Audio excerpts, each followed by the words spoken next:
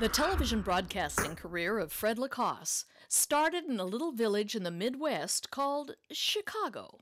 While attending Northwestern University Graduate School, he worked as a $1 an hour floor director at the Museum of Science and Industry's educational TV station, WTTW, Window to the World.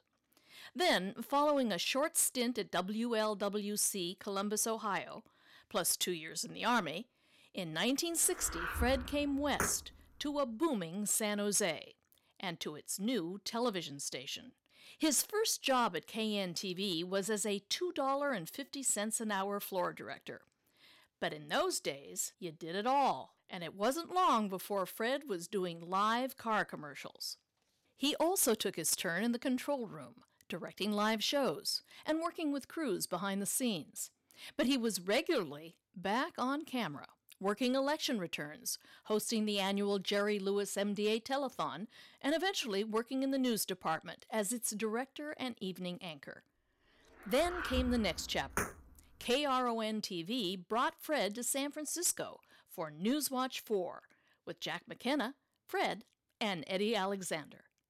From the Broadcast Center for Northern California, this is News Center 4. We may be getting somewhere in the hostage crisis. We'll hear from a high Iranian official. Live from San Francisco, this is Primary 78, the Great Tax Debate. Here is host and moderator Fred LaCosse. First of all, we have the architect of Proposition 13, a longtime leader in the battle for property tax reform, Howard Jarvis. There are a lot of things, obviously, that Easter Seals does for people here in the Bay Area and throughout the country. I want to show you a videotape right now of just one example of some of the outstanding work that Easter Seals does here in San Mateo County specifically. And here it is. Our crew on the scene captured this dramatic announcement.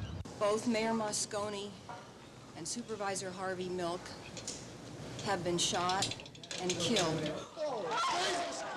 The suspect is Supervisor Dan White. At 10:45, White actually sneaked into City Hall carrying a loaded weapon, went up to the mayor's office there on the second floor, had a short meeting with George Moscone, and then shot and killed the mayor. Then he reloaded his weapon, walked to the other side of City Hall, and there shot and killed